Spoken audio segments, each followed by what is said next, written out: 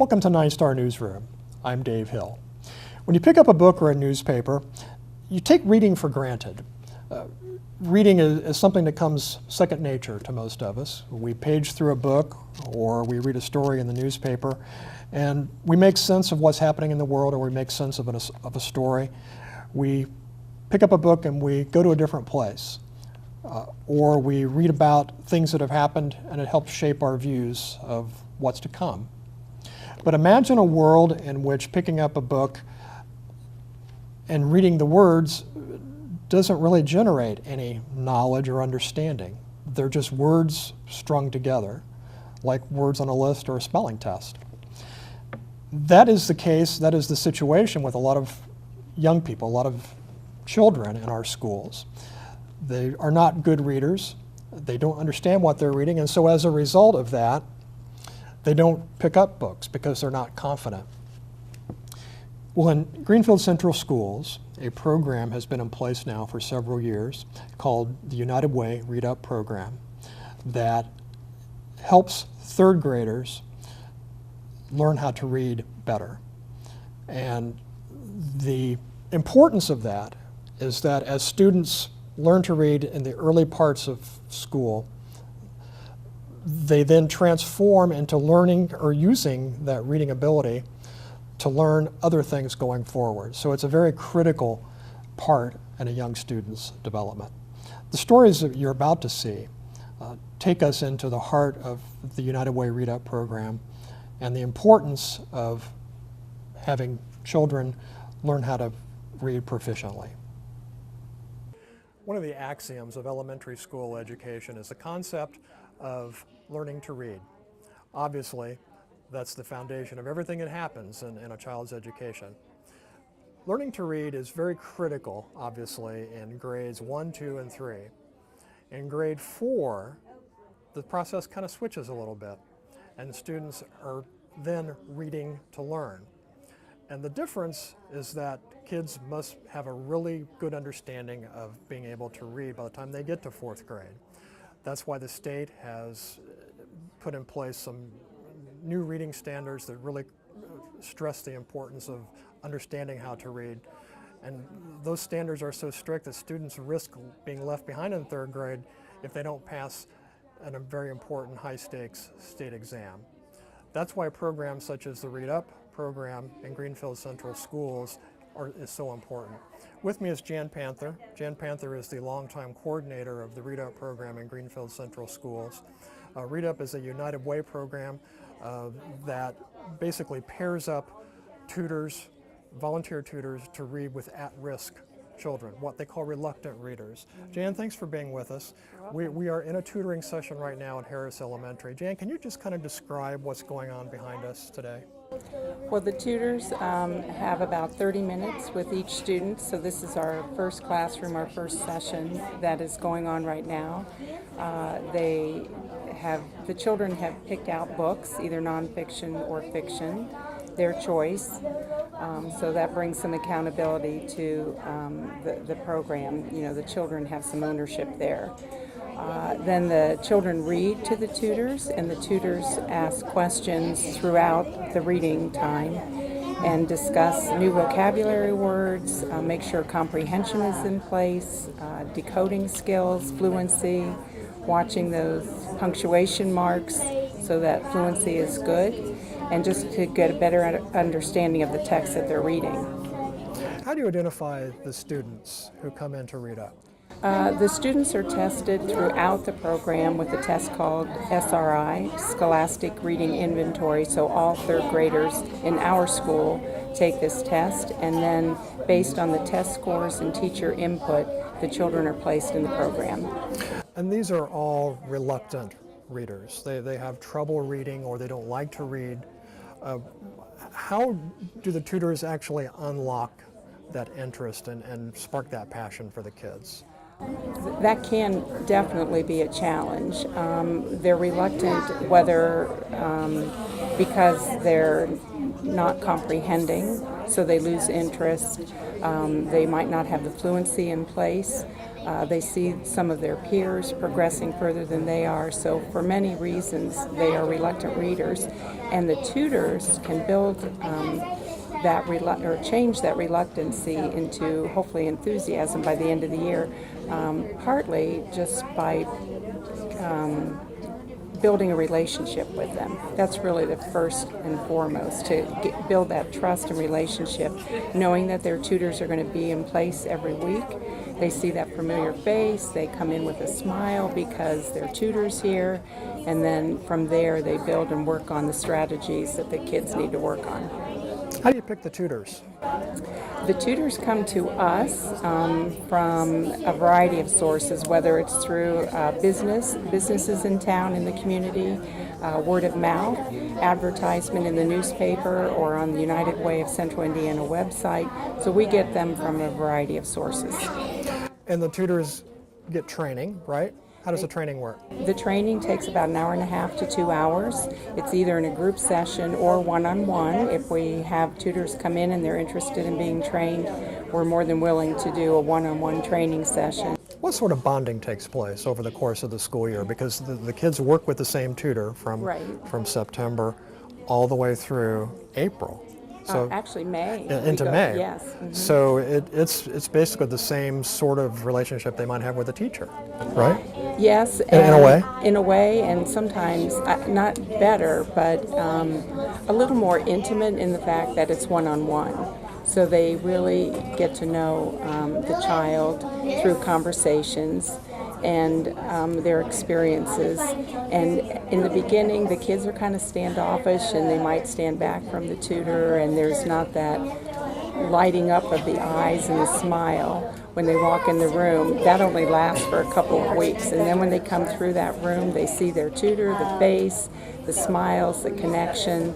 And then by the end of the year, when we wrap it up, it's really kind of hard to say goodbye. So, yeah. You have hundreds of books. You have hundreds of books. How do you choose the books? How do they come into the ReadUP room to be chosen by the students?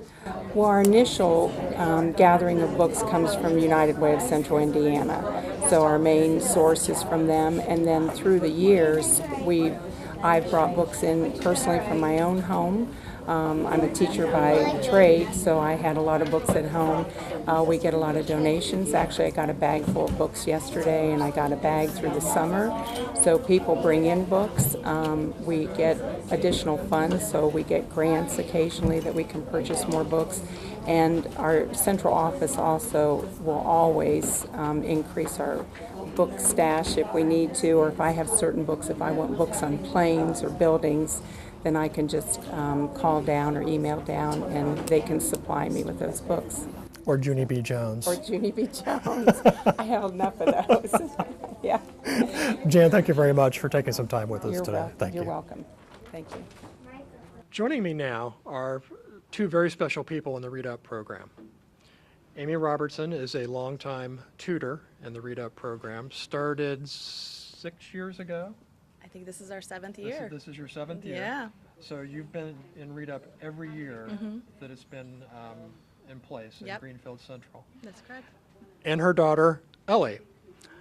Ellie is here because she's a graduate of ReadUP from the 2009-2010. I believe that's right. She was in 3rd grade at the time, and she is now an 8th grader. And I've asked Ellie to sit here with us today, just in the interest of full disclosure. I was a tutor that year, and Ellie was one of my students, and this is the first time I've seen Ellie since that year. And one of the remarkable things about Ellie Robertson was that, like all the students in ReadUP, she was a very reluctant reader. I don't think you liked to read when you were... I didn't like to read, but now I like to read a lot. And so what we did was week after week, and what Amy does now with her own students that she tutors, is we methodically went through page by page, book by book, And we struggled with a lot of those books. And as I remember, you tried to read some books that were kind of above your head a little bit because you were just interested in getting better. And slowly but surely, you developed more confidence. How has that, and this is kind of a big grown-up question, but how has that kind of influenced you as you've gone through school? Well, when the teacher would call me to say to read a book in class, I would get nervous and then I would mess up and I wouldn't be able to be anywhere near reading in class. And now I can read and go on for a long time and read in front of people. And I'm like that in every class now. So. Did you feel like just kind of a light bulb went on, Mom? Yeah, Is that what happened? absolutely. She struggled with her reading, so she's young for her class, and so being at the younger end, she just wasn't mature enough at the time. So she was able to gain her confidence, gain those skills that she needed to become a stronger reader, and that doesn't just help her in her language arts classes or her reading classes. It helps it with everything that she does in life. So it makes her more confident when she speaks, when she reads, her math classes, whatever it may be. She's become a lot more confident. She's an AB student, so I mean she is excelling in her classes. So we couldn't be more happy with this program and what it's done for Ellie. You keep coming back. Yes. You are in here almost every week, bright and early before you go to work. Why do you still do it? Because I see what it's done for my daughter. I was a tutor before she started in the program. So the first year, you see the kids grow from day one through the end of the school year, and it's just amazing to see what they can do in a short period of time. Just having the focused time reading with a tutor that they may not get at home, and then in the classroom. The classroom, there's 20 plus kids in a classroom, so they don't get that one-on-one with their teacher.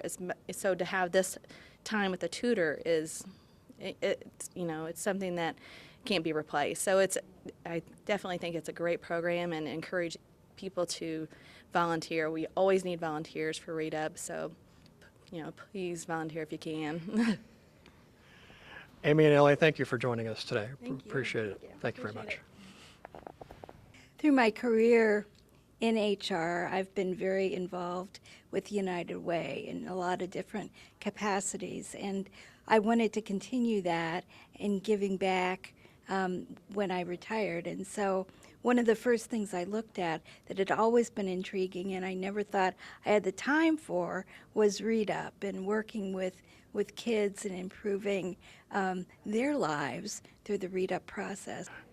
Kathy Spivey is a third grade teacher here at Harris Elementary in Greenfield, and she's on the front lines of being sure that students understand that when they read, they understand what they're reading. Kathy, can you describe for us the difference between a student who reads fluently and a student who might be struggling in their reading? How does that manifest itself in the classroom? I think a lot of it boils down to their confidence in their reading ability. I have noticed that my more fluent readers are more confident, they feel more successful, they choose to read more challenging material, and they can get through it a little more quickly than children who struggle with the fluency piece. Also, I've noticed my kids that have a higher fluency also have a deeper understanding of the stories. And so what happens to the students who struggle?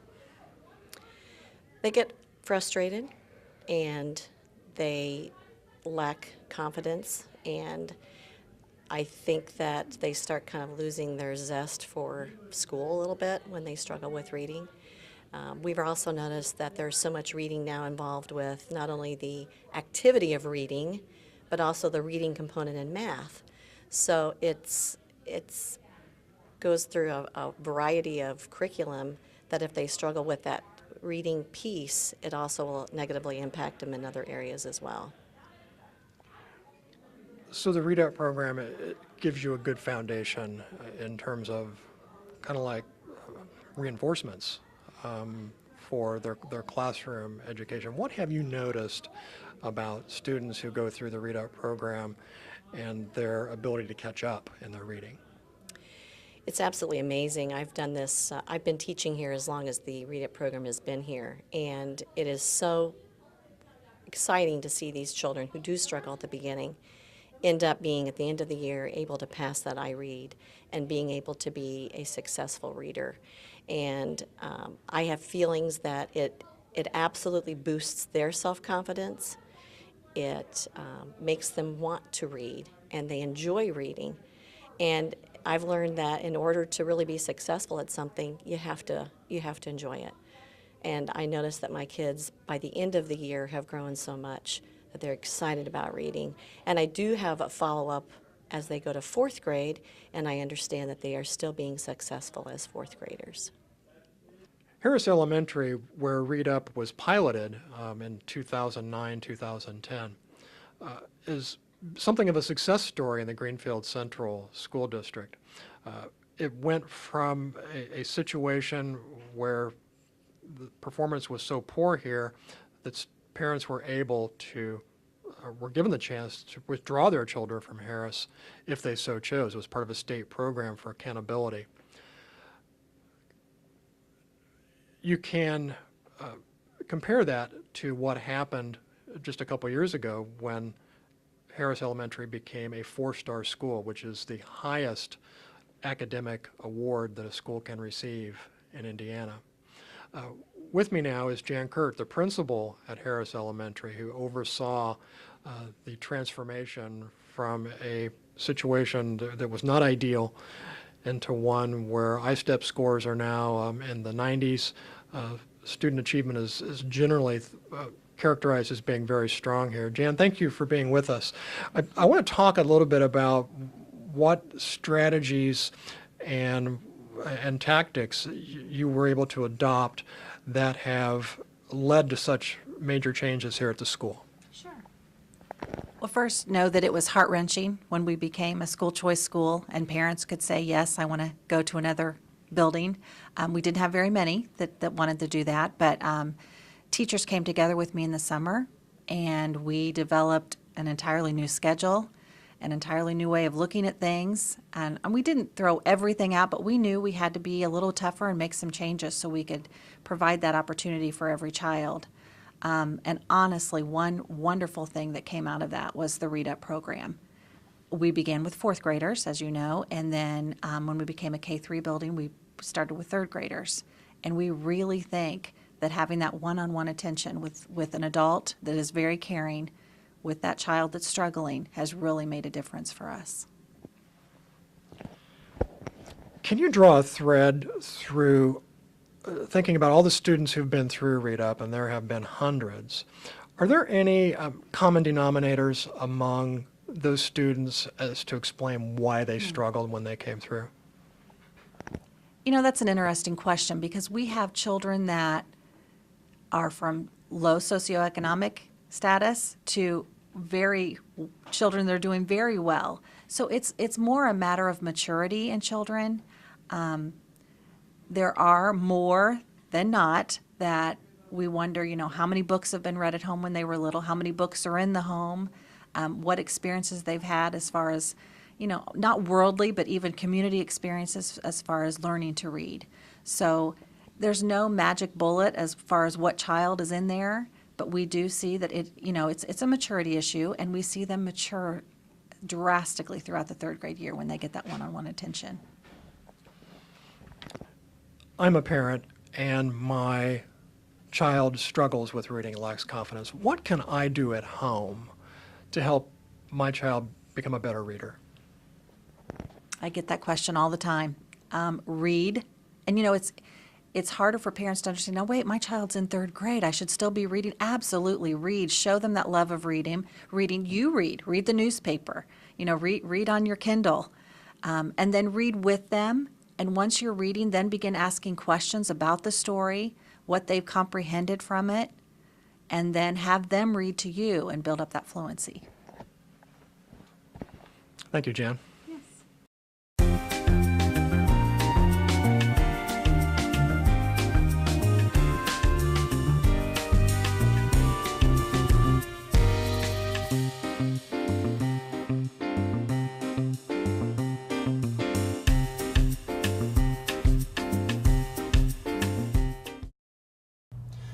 Welcome back to 9-Star Newsroom.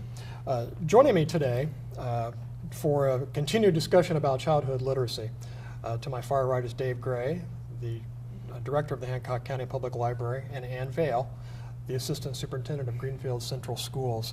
Thank you both for visiting the newsroom today. It's a pleasure to have you in. Ann, I want to start with you. I want to wrap up our discussion about ReadUP. The United Way ReadUP program has now been in place for 6 years. This is the 7th year for it. How are you able to measure the progress that students have made over the first 6 years of the program? Can you kind of give us a overarching view of how the program has succeeded? Certainly. And let me begin by saying that this program really offers two unique components for us to help students who have not yet mastered their foundational reading skills. First, it provides a caring adult who comes in and serves as a tutor to work 3 days a week with these students, and that gives them additional practice to master those skills. We identify those students at the beginning of the year through what's called an SRI, a reading inventory, that tells us which students really are most in need of catching up. And those students, we choose 20 at each of the 3 elementary schools that participate, then receive the ReadUP program 3 days a week. We continue to measure their progress throughout their 3rd grade year with some local formative tests that we're giving to all of our students in reading that help measure their progress in those foundational skills. And then, as you know now, ready for its 5th year, the state of Indiana gives the iRead assessment to all 3rd graders, and that's that opportunity to measure whether they have those foundational reading skills they need to read to learn. And we're really pleased, in large part, to the support of the ReadUP program, that for Greenfield Central students, we have been right at between 95 and 97% of our 3rd graders passing that assessment. Those ReadUP students who started 3rd grade needing to catch up, about 97% of the ReadUP students successfully passed the iRead exam at the end of 3rd grade. So I think we know the power of that extra practice and the support of that caring adult. So my interesting takeaway from this is that a higher proportion of ReadUP students pass iRead than do 3rd graders in the general population. That is correct. Which is remarkable considering they started out the year at least somewhat behind. Correct. What their Their reading peers. level, Yes. what their reading level should be. Yes. Thank you for helping to put that in perspective. After this many years, can you point to any specific success stories anecdotally? Kids that you see excelling, who by now are in 8th grade, I guess? I think we can talk about some anecdotal, if you will, bonus effects of ReadUP. One of them being that because the program meets those 3 days a week and those students know that that adult is going to be there to read with them, we saw and continue to see increased attendance of those students. So they make certain that they're present so that they can participate. And those habits just kind of become habits for them, so they continue to have better attendance. And when they're here at school, we have better opportunities to continue to help them grow. So that's just one piece, but I think the confidence that we see in some of those students that they earned and gained during ReadUP have continued to maintain themselves now. Those students are in junior high. And so because they have that confidence that they can sort of attack reading and they have that skill set, they're continuing to now use reading to learn in their other content areas. I want to pivot now to a discussion about another program in support of childhood literacy, which is just starting up in Hancock County, and that's called Imagination Library. And both of you are part of that startup effort. Let's talk a little bit about what Imagination Library is, and why it is so important. And can you address the startup of Imagination Library to start out with? I can, and as I have noted to you, I can see a parallel between the ReadUP program, which brings caring adult volunteer tutors into our schools to help students read, with this new Imagination Library initiative, which is being made possible by a caring community that wants to support and provide this early literacy program for all Hancock County children. Imagination Library is a product of a Dolly Parton Foundation that brings high quality books into the home through mail delivery to every child, birth through their 5th birthday, on a monthly basis, free of charge. And through that, children end up building a library of 60 high quality beginning to read books, picture books. And the intent is that by providing that book and some ideas for parents about how to use those books, that children begin to have regular reading from birth. Does reading to my child in the cradle, does that actually help? Most definitely. There's just a wealth of research on this topic about the power and benefits of early literacy. Let me share with you just a couple of key research points. We know that a child's brain develops to 80% of its adult size by age 3. So certainly starting from birth is very important from that perspective. We also can see from research that children who have been read to through the Imagination Library program have scored 15% higher on kindergarten readiness inventories than children who did not have the Imagination Library program. So it is important for parents to read to their children, even though their children might not really understand what the parent is reading to them when they're infants or 1-year-old or 2-year-olds, but it does help with their learning to recognize words and, of course, just the culture of the household with books always being around. Dave, you're around books. I am. All day, every day. I am. But what's the library's role in Imagination Library? Our role in Imagination Library, and I can't tell you how excited we are to be a part of the Imagination Library program and the initiative, but our specific role will be the enrollment of the children, the book order placement, as well as the program promotion. So as you may know, we have many wonderful services, story times, programming, material, geared specifically for early literacy.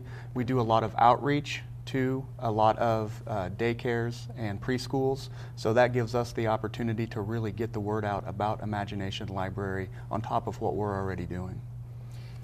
How do I sign up?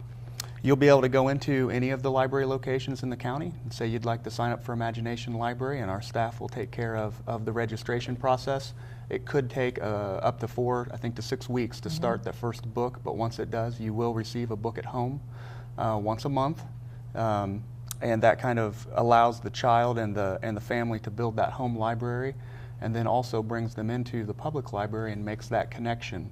So, you know, it kind of opens the doors to a bigger library as well. Indeed. I'm sure this isn't cheap. Books tend to be rather expensive. How is this being paid for in the community? The initiative is really a partnership between the Hancock County Public Library and the Hancock County Community Foundation. And the foundation is really supporting the startup of an endowment fund that will be specific to the sustainability of Imagination Library in this community forever. So it costs $26 a year to provide those 12 books, one a month, to each child. And so the goal is to build that foundation's endowment so that it will sustain that. Until then, the foundation is supporting that through funds from other existing donations. A couple of quick points. We want to say that they're kind of launching this endowment fund through a giving week, November 9th through the 13th, where they're matching every dollar with 50 cents. And I also think it's important to note that in order to launch the program successfully, in 2016, we will provide that book to children who are born Correct. in 2016. Correct. So we'll begin enrolling children that are born in 2016, and then in 2017 we'll be able to enroll anyone born in 17 and 16, and then so on until we're all the way through registering anyone birth to 5. We feel that that slower start allows us to build up that funding and that endowment to make this a sustainable project initiative into the future. One thing I'd like to point out is the fact that this truly is a gift to the community. The money doesn't go to the foundation, though they are helping fund this initially and they're holding the endowment. The money doesn't go directly to the library. This goes to the endowment, which will hopefully sustain this program well into the future. So the foundation being the kind of the funding mechanism, and then the library being more the administrator and the enrollment and kind of managing the program side of things. Thank you very much. Appreciate both of you joining us. So the fundraising blitz for Imagination Library is November 9th through the 13th. You'll be able to go to the Hancock County Public Library. Correct. And sign up. The staff there will be happy to put your name in and get you signed up so that you can start receiving books that you can read to your children. Yes. Marvelous idea. Thank you both for visiting the newsroom today. It's been a pleasure speaking with you. That's our show for this week. As always, we welcome your comments. Please reach out to us in any way you feel comfortable with. I'm Dave Hill for 9 Star Newsroom. We'll see you next time.